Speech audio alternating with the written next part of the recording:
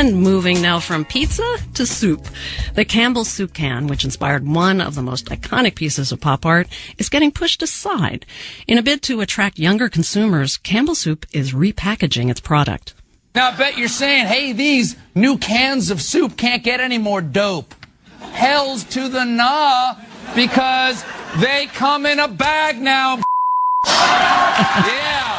Well, that's Stephen Colbert, of course, from the Colbert Report, mocking the new line of soup that comes in a microwavable pouch.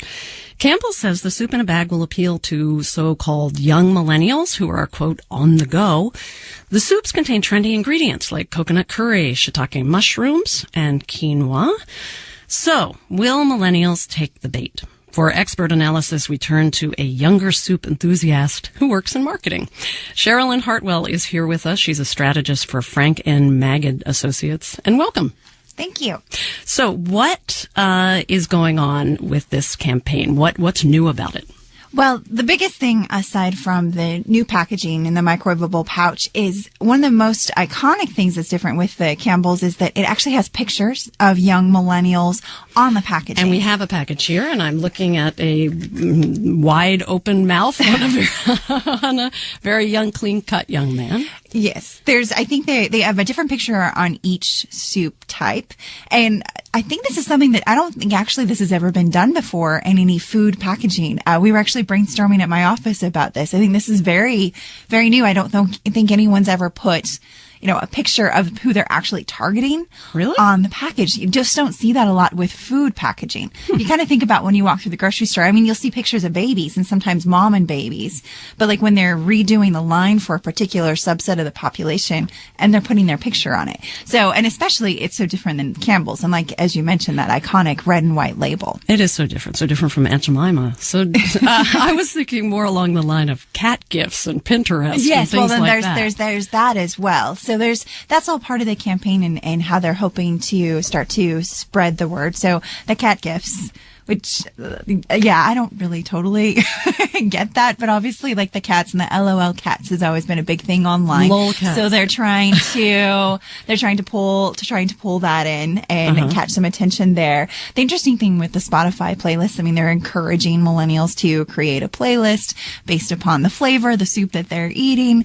And, what they're hoping is a social conversation starts, right? Then about a product. So many people link their Spotify account to their Facebook account, and hopefully then some conversations will start. It helps keep the brand top of mind. Right. We're always talking about buzz in this case. But what marketing strategies have proven effective when it comes to reaching this group? And we should say it's defined as late teens to early 30s. Right. Yeah. The youngest millennial is turning 16 this year, is a junior in high school, and the oldest is 35.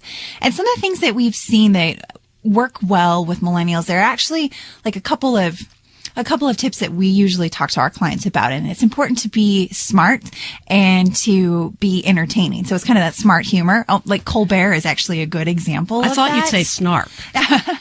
Doesn't have to necessarily be snark. I would actually say snark is a little bit more Gen Xer, right? That's kind of like that edge. Millennials tend to be a little more happy-go-lucky. Remember, they were more High School Musical than Breakfast Club. Oh, right. They're optimistic. Yes, they're very optimistic. It's refreshing. And so, yes. I agree. It's actually nice to hear someone say that. So one of the things that, a good example of a campaign, actually, I would say Old Spice. If you remember it's still going around with the guy in the towel, and it was it's still wonderful. It's still great. And that's for people of all generations. I don't know they were necessarily just trying to reach millennials, but they were trying to reinvigorate a brand that was very much kind of had like an old man persona, right? An old guy, and they wanted to reinvigorate the image. And they did it in this witty, kind of over the top way, but it was so obvious that it was over the top. Everyone enjoyed it. Another brand I think that works really well is Dove. And we hear that again for, women of all ages, but we know millennials especially really cling to this brand. Their campaign for real beauty, when it was all about putting real people, not just models, on the screen. Right, who looked like real people. Exactly. Looked like you and me. Exactly. Well, not like you look pretty good. Oh, nice. But that was the point. And we in the research we conduct, we hear women talking about that all the time. And millennials really identify with these brands that appear to have a soul. Well, of course, we have some soup here, and I understand you haven't even tried. No, I've been wanting to, so I'm kind of excited. It smells good. Great. Okay. Well, we're doing that wonderful, awful thing of eating on the radio. I think this is chicken and quinoa with poblano chilies, right? And you go first. This is actually really good. I'm not even kidding. This is really good. It's very chunky. This is good. It actually kind of reminds me of tortilla soup you'll get in a restaurant. It is. It has doesn't a really strong taste like canned poblano flavor, that's for sure. Might even be some, I taste the quinoa and some cilantro. Well, and that's one thing I think that's really interesting with his Campbell's is the exotic flavors. Yeah. There you have it. You can try it too in the bag. Sharalyn Hartwell, marketing strategist from Frank and Maggot Associates. Thanks so much for joining us. And that's it for today's show.